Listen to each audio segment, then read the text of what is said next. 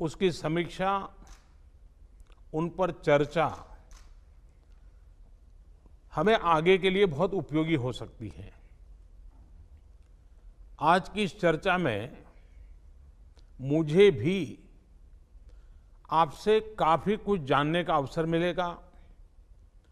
Ground reality क्या है उसको समझने का अवसर मिलेगा। आज की चर्चा के निकले पॉइंट्स, आपके सुझाव देश को आगे की रणनीति बनाने में अवश्य मदद करेंगे। साथियों, किसी भी संकट से निपटने के लिए टाइमिंग का बहुत महत्व होता है। सही समय पर लिए गए फैसलों ने देश में कोरोना संक्रमण को नियंत्रित करने में बहुत मदद की है।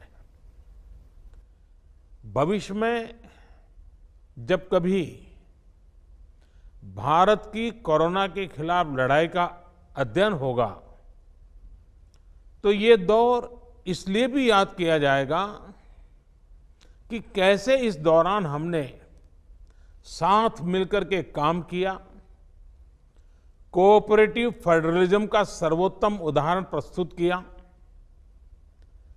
साथियों, जब कोरोना दुनिया के अनेक देशों में चर्चा का विषय भी नहीं बना था, तब भारत ने इससे निपटने के लिए तैयारियां शुरू कर दी थी, फैसले लेने शुरू कर दिए थे। हमने एक एक भारतीय की जिंदगी को बचाने के लिए दिन रात मेहनत की है। बीते हफ्तों में हजारों की संख्या में हमारे भारतीय भाई बहन विदेश से अपने वतन वापस लौटे हैं। बीते हफ्तों में लाखों की संख्या में प्रवासी श्रमिक अपने अपने गांव पहुंचे हैं। रेल, रोड, एयर, सी सारे मार्ग करीब करीब अब खुल चुके हैं। लेकिन इसके बावजूद, हमारी इतनी जनसंख्या होने के बावजूद भारत में कोरोना संक्रमण उस जैसा विनाशकारी प्रभाव नहीं दिखा पाया जो दुनिया के और देशों में कोरोना ने आफत पैदा की है। दुनिया के बड़े बड़े एक्सपर्ट्स, हेल्थ के जानकार, लॉकडाउन और भारत के लोगों द्वारा दिखाए गए अनुशासन की आज भारी चर्चा हो रही है। आज भारत में रिकवरी रेट 50% से ऊपर चला गया है।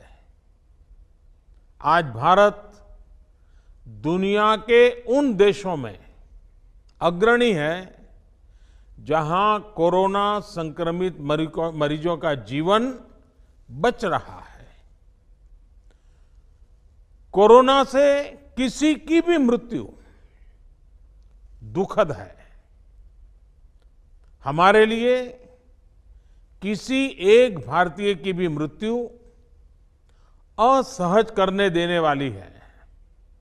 लेकिन ये भी सच है कि आज भारत दुनिया के उन देशों में है जहां कोरोना की वजह से सबसे कम मृत्यु हो रही है। अब अनेक राज्यों के अनुभव आज आत्मविश्वास जगाते हैं कि भारत कोरोना के इस संकट में अपने नुकसान को सीमित करते हुए आगे बढ़ सकता है, अपनी अर्थव्यवस्था को तेजी से संभाल सकता है। साथियों, बीते 2 हफ्ते के अनलॉक 1 ने हमें एक बड़ा सबक ये भी दिया है कि अगर हम नियमों का पालन करते रहें, सारे दिशा निर्देशों को मानते रहे, तो कोरोना संकट से भारत को कम से कम नुकसान होगा। इसलिए मास्क या फेस कवर, उस पर बहुत ज्यादा जोर देना अनिवार्य है, आवश्यक है। बिना मास्क या फेस कवर के घर से बाहर निकलने की अभी कल्पना करना भी सही नहीं है।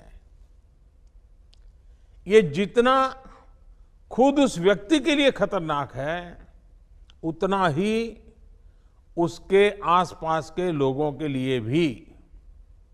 इसलिए 2 गज की दूरी का हमारा मंत्र हो, दिन में कई बार 20-20 सेकंड के लिए साबुन से हाथ धोने की बात हो, सैनिटाइजर का इस्तेमाल हो, ये सभी बहुत गंभीरता से किए जाने चाहिए।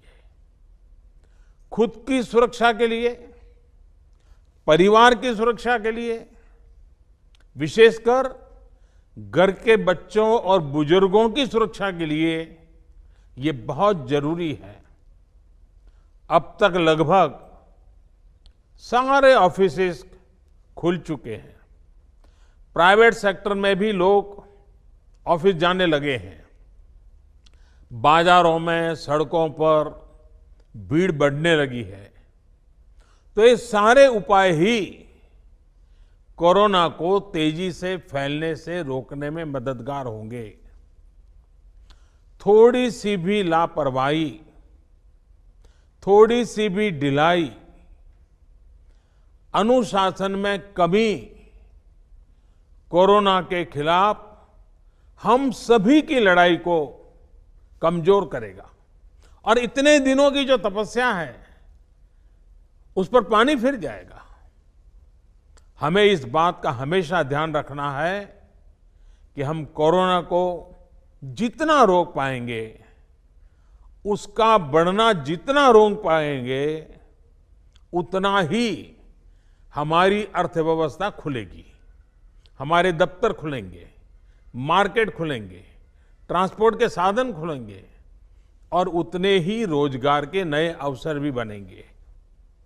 साथियों, आने वाले दिनों में अलग अलग राज्यों में इकोनॉमिक एक्टिविटी का जिस तरह विस्तार होगा, उससे मिले अनुभव दूसरे राज्यों को भी बहुत लाभ पहुंचाएंगे। बीते कुछ हफ्तों के प्रयासों से हमारी अर्थव्यवस्था में ग्रीन शूट्स दिखने लगे हैं। पावर कंजम्पशन जो पहले घटता जा रहा था, वो अब बढ़ना शुरू हुआ है।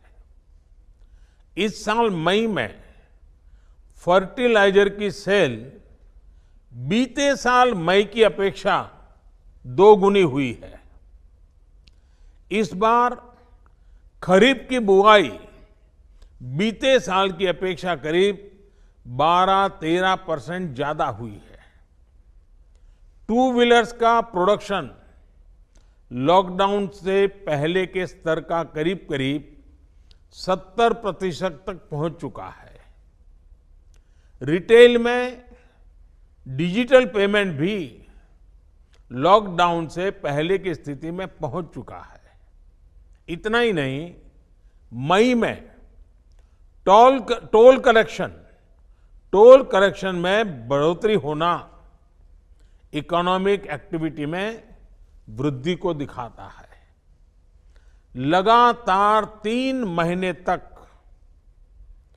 एक्सपोर्ट में कमी के बाद जून में एक्सपोर्ट फिर से बाउंस बैक करके पिछले साल के प्री कोविड पीरियड में पहुंच गया है। ये तमाम संकेत है जो हमें प्रोत्साहित कर रहे हैं, आगे बढ़ने के लिए प्रेरित कर रहे हैं। साथियों, आप में से अधिकतर राज्यों में एग्रीकल्चर, हॉर्टिकल्चर, फिशरीज और एमएसएमईज का हिस्सा बहुत बड़ा है। आत्मनिर्भर भारत अभियान के तहत बीते कुछ दिनों से इन तमाम सेक्टर्स के लिए अनेक प्रावधान किए गए हैं। एमएसएमईज को सपोर्ट करने के लिए अनेक फैसले हाल में लिए गए हैं। समयबद्ध तरीके से एमएसएमईज को बैंक से क्रेडिट दिलाने का प्रयास हो रहा है। 100 करोड़ रुपए तक के टर्नओवर वाले उद्योगों को 20% अतिरिक्त क्रेडिट के ऑटोमेटिक इंक्रीज का लाभ दिया गया है। अगर हम बैंकर्स कमिटीज के माध्यम से ये सुनिश्चित करेंगे कि उद्योगों को तेजी से क्रेडिट मिले तो वो जल्द से जल्द काम शुरू कर पाएंगे, लोगों को रोजगार दे पाएंगे। साथियों, हमारे यहां जो स्मॉलर फैक्ट्रीज हैं उन्हें गाइडेंस की, हैंड होल्डिंग की बड़ी जरूरत है। मुझे पता है आपके नेतृत्व में इस दिशा में काफी काम हो रहा है। ट्रेड और इंडस्ट्री अपनी पुरानी रफ्तार पकड़ सकें, इसके लिए वैल्यू चेन्स पर भी हमें मिलकर काम करना होगा। राज्यों में जहां कहीं भी स्पेसिफिक इकोनॉमिक एक्टिविटी पॉइंट्स हैं, वहां 24 घंटे काम हो, सामानों की लोडिंग अनलोडिंग तेजी से हो, एक शहर से दूसरे शहर तक सामान जाने में स्थानीय स्तर पर किसी तरह की दिक्कत ना हो, तो इकोनॉमिक एक्टिविटी और तेजी से बढ़ेगी। साथियों, किसान के उत्पाद की मार्केटिंग के क्षेत्र में हाल में जो रिफॉर्म्स किए गए हैं, उससे भी किसानों को बहुत लाभ होगा। इससे किसानों को अपनी उपज बेचने के लिए नए विकल्प उपलब्ध होंगे, उनकी आय बढ़ेगी और खराब मौसम के कारण, स्टोरेज के अभाव के कारण उनको जो नुकसान होता था उसे भी हम कम कर पाएंगे। जब किसान की आय बढ़ेगी तो निश्चित रूप से डिमांड भी बढ़ेगी और राज्य की अर्थव्यवस्था की गति भी बढ़ेगी। विशेष तौर पर नॉर्थ ईस्ट और हमारे आदिवासी इलाकों में फार्मिंग और हॉर्टिकल्चर, इसके लिए अनेक अवसर बनने वाले हैं। ऑर्गेनिक प्रोडक्ट्स हो, बाम्बू प्रोडक्ट्स हो, दूसरे ट्राइबल प्रोडक्ट्स हो, उनके लिए नए मार्केट का द्वार खुलने वाला है। लोकल प्रोडक्ट के लिए जिस क्लस्टर बेस्ड रणनीति की घोषणा की गई है, उसका भी लाभ हर राज्य को होगा। इसके लिए जरूरी है कि हम हर ब्लॉक, हर जिले में ऐसे प्रोडक्ट्स की पहचान करें जिनकी प्रोसेसिंग या मार्केटिंग करके एक बेहतर प्रोडक्ट हम देश और दुनिया के बाजार में उतार सकते हैं। साथियों, बीते दिनों आत्मनिर्भर भारत अभियान के तहत जितनी भी घोषणाएं की गई हैं, वो एक निश्चित समय सीमा के भीतर जमीन पर उतरे, इसके लिए हमें एकजुट होकर काम करना है। इस पृष्ठभूमि में कोरोना से लड़ाई और इकोनॉमिक एक्टिविटी से जुड़े आपके जो सुझाव हैं, जो तैयारियां हैं, वो जानने के लिए मैं बहुत उत्सुक हूं और मुझे पक्का विश्वास है कि अनुभव के आधार पर आपकी जो बातें आएगी वो आने वाले रणनीति बनाने में बहुत काम आएगी। मैं गृह मंत्री जी से आग्रह करता हूं कि वे आगे की चर्चा का संचालन करें।